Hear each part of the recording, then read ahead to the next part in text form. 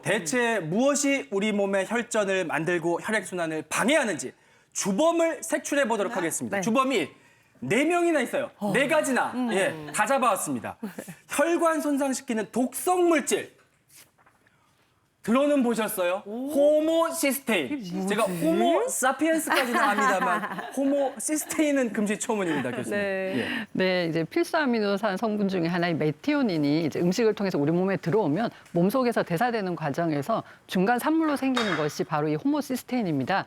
호모시스테인은 이제 비타민 B군이 충분히 이제 섭취가 되면 이게 몸속에서 다시 메티오닌으로 되던가 아니면 시스테인이라는 걸로 저장돼서 이제 아미노산으로 안정화되기 때문에 크게 문제가 없는데 이제 문제는 이런 호모시스테인이 높아지는 상황이 생기게 돼요. 이렇게 해서 계속 혈중 호모시스테인이 높아지게 되면 결국은 혈액벽에 이제 이런 기름때를 끼게 만든다거나 노폐물을 쌓이게 해서 혈관을 병들게 만들고요. 이제 많은 동맥경화를 유발하기가 쉽습니다. 실제 많은 연구에서 우리가 호모시스테인치가 혈중 호모시스테인치가 높으면 심혈관 질환의 위험성이 높고 그리고 심지어 치매까지도 위험성이 높다고 알려져 있습니다. 그렇군요. 예, 실제로 이제 치매라든지 또는 치매 오기 전 단계인 경두인 지정의 환자들이 정상보다 호모시스테인치가 높다 이런 연구 결과는 많이 있고요. 최근에는 그 호모시스테인 자체가 이 도파민의 신경세포를 손상시킨다. 도파민은 바로 파킨슨병과 관련이 있잖아요. 그러니까 파킨슨병의 위험 인자다라는 얘기까지 있어요. 그래서 파킨슨병 환자들이 정상인보다 호모시스테인 수치가 올라가 있고 앞서 말씀드린 치매라든지 대뇌 아밀로이드 혈관병증 같이 이 호모시스테인이 올라가는 이런 질환들보다도 더 높게 나타난다라고 하는 연구 결과들이 많이 나오고 있습니다. 그렇군요. 아, 정말 태어나서 호모시스테인? 시스테인. 네, 처음 들어봤는데요. 뭐 혈당이나 뭐 혈압 이런 검사는 해봤거든요. 그걸 어떻게 알 수 있을까요, 그러니까요. 교수님? 예, 우리가 혈중에 지질이 비정상적으로 올라져 있는 거를 고지혈증이라고 하잖아요. 마찬가지로 호모시스테인이 올라가면 고호모시스테인 혈증이라고 얘기를 해요. 검사는 우리 당뇨 혈당 검사하듯이 공복 시에 혈액 채취하면 한 3, 4일 정도면 결과가 나오는데요. 보통 이제 뭐 치매라든지 뇌졸중 같은 뇌혈관 질환, 가족력 있으신 분들, 그리고 흡연, 음주, 커피 이런 거 많이 하시는 분들, 그리고 고혈압, 당뇨 있으신 분들, 그리고 이제 콜레스테롤 수치가 비정상적으로 좀 높게 나타나시는 분들, 그리고 반복적으로 유산이 있거나 불임이신 분들도 호모시스테인 검사가 반드시 좀 필요할 걸로 생각이 됩니다. 네, 호모시스테인 이름이 좀 어렵다 보니까 생소하긴 한데요. 이 관련 문제를 풀어보면서 그 속성도 좀 알아보도록 할게요. 다량 섭취 시 혈관 독성 물질 호모시스테인을 생성을 유발하는 식품은 뭘까요? 1번은 달걀, 2번은 붉은 육류, 3번은 우유와 유제품. 아, 이건 너무 쉽네요. 기름기 많은 고기가 뭔가 좀 많이 안 좋은 게 나오지 않겠어요, 조현실 씨? 그러게요. 저는 그냥 달걀로 밀어가겠습니다.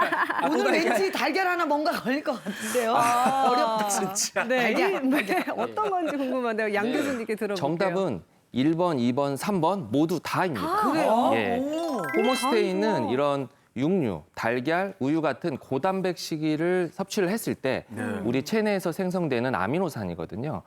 원래 이제 이 단백질에 있는 메치오닌이 체내로 들어오게 되면 호모시스테인이 시스테인으로 바뀌어요. 근데 시스테인은 우리 몸 안에 해가 되지 않아요. 그런데 앞서 말씀드린 뭐 비타민이 결핍이 됐거나 아니면은 여러 가지 뭐 고단백 식이를 많이 먹었을 때는 호모시스테인이 증가가 되겠죠. 그래서 독성이 증가할 수 있기 때문에 이런 고단백 식이를 많이 자주 드시는 것도 호모시스테인을 올리는 위험 요소라고 할 수 있겠습니다. 네, 너무 과하지 않게 양 조절을 해야겠고요. 그 다음 문제도 한번 풀어봅니다.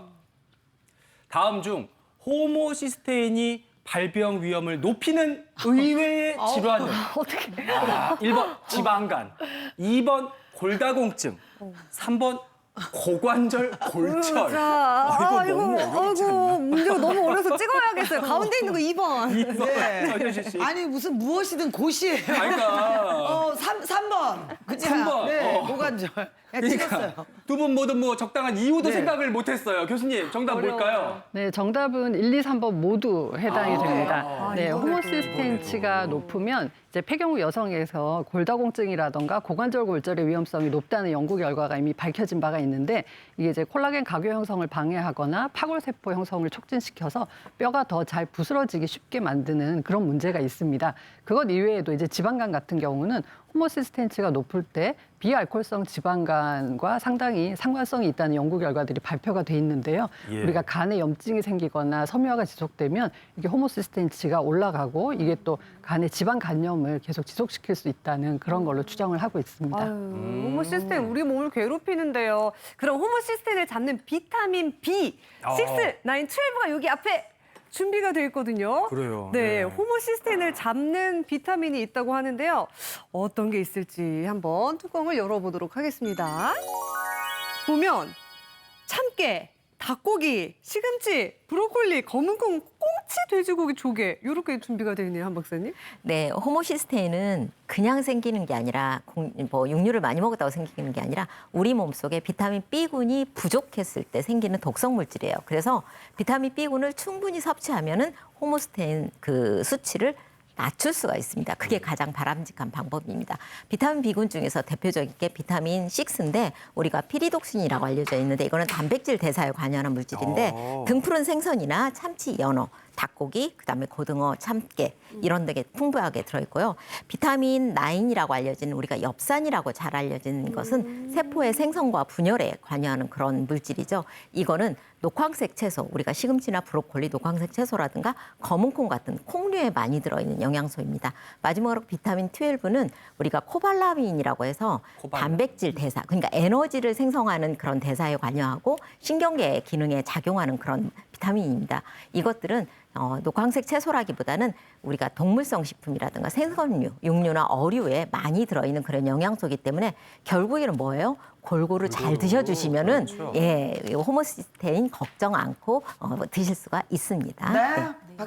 박사님이 소개해 주신 저 요리로 나쁜 호모시스테인 딱 잡아주는 요리해 보겠습니다. 그래서 앞에서 이제 소개해 주신 재료 중에 저는 시금치하고 닭고기 이제 준비를 했고요. 네. 예, 여기에다가 이제 치매 예방에 좋은 카레 넣어서 시금치 닭고기 카레 굉장히 만들어 쉽습니다. 볼까요? 그래서 네. 이렇게 오일을 올리브유 준비를 했고요. 이렇게 둘러주시고 제일 처음에 이제 마늘을 이렇게 좀 달구셔가지고 마늘 볶아서 마늘 향 내시고 그다음에 양파 볶아서 양파 향을 좀 내세요.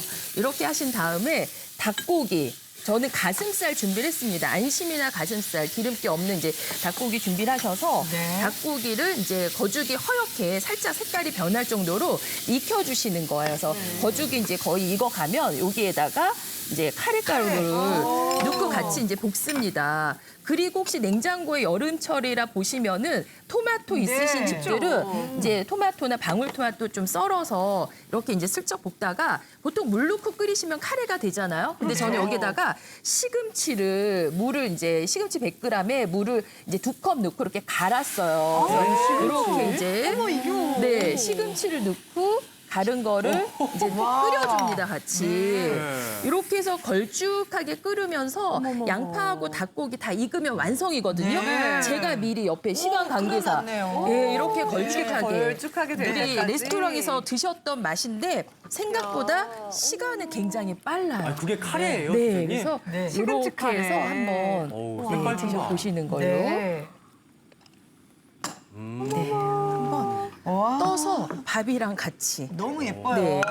선생님 저도 좀 떠주세요. 네, 드셔보세요. 노란 카레가 아닌 카레 처음 보는 거 같아요. 네. 네. 정말 우리가 알던 그 카레가 아니네요. 그러니까요. 네, 초록 카레는 이렇게 해서 또 이제 한번 처음 봐요. 드셔보시고 네. 네, 이렇게 해수죠. 네. 네.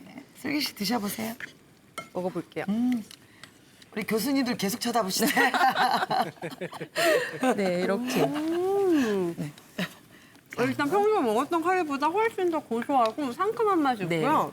시금치를 많이 먹고는 싶은데 잡채도 조금 들어가고 나물도 하루 먹으면 좀 질릴 수가 있는데 이렇게 하면 건강하게 맛있게 먹을 수 그렇죠. 있어요. 일반 카레보다 더 오히려 방법도 쉽고 익는 시간도 빨라서 자주 해서 드실 수 있을 것 같습니다. 저는 네. 카레 그 약간 꿉꿉한 맛이 싫거든요. 그렇지, 그런 게 있지. 시금치가 들어가니까 카레가 깔끔한 맛이 나네요. 너무 그러니까요. 일단은 뭐 색깔도 특이하고 향기도 너무 좋은데 요거 영양학적으로 혈관 건강에 도움이 될까요, 박사님? 당근이죠. 아, 죄송합니다.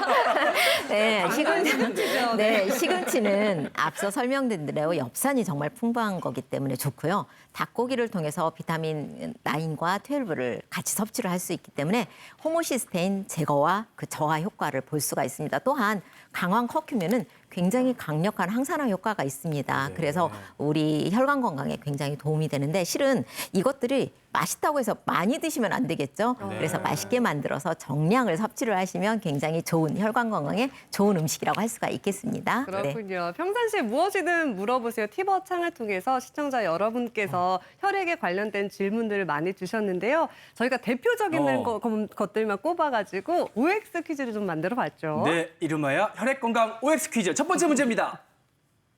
혈액의 맑고 탁한 정도는 사람마다 전부 다르다. 양 교수님, 다를까요? 예, 뭘까요? 정답은 있을까요? O입니다. 예. 예. 이제 피에 다른 물질이 섞여 있는 거, 맑지 않은 상태를 탁하다라고 표현을 하는데요. 이제 사람마다 이제 그러니까 탁한 정도는 다를 수 있는데 이제 화면을 한번 보실까요? 예. 그러니까 이제 왼쪽에 있는 혈액 같은 경우에는 이제 요거. 예, 맞습니다. 예, 투명하고 좀 맑죠. 이건 이제 정상 혈액이 되겠고 예. 오른쪽에 있는 거는 좀 탁하고 좀 맑지 않은 이게 이제 고지혈증 환자의 혈액이 되겠습니다. 이제 탁하다라고 하는 말을 이제 의학적으로 얘기를 하면 예. 혈액 내에 콜레스테롤이나 지방이 증가되어 있는 거예요. 그래서 콜레스테롤이 증가되고 중성 지방이 증가돼 있다. 이거를 우리가 고지혈증이라고 얘기를 하고 그리고 이제 여기에 좋은 콜레스테롤인 HDL이 떨어져 있으면 이걸 이제 우리가 이상지질 혈증이다라고 얘기를 하거든요. 그러니까 사람마다 지질의 분포는 다 다를 거 아니에요. 그렇기 네. 때문에 다들 탁도는 다 다르다라는 게 정답이 되겠습니다. 그렇군요. 네, 그렇군요.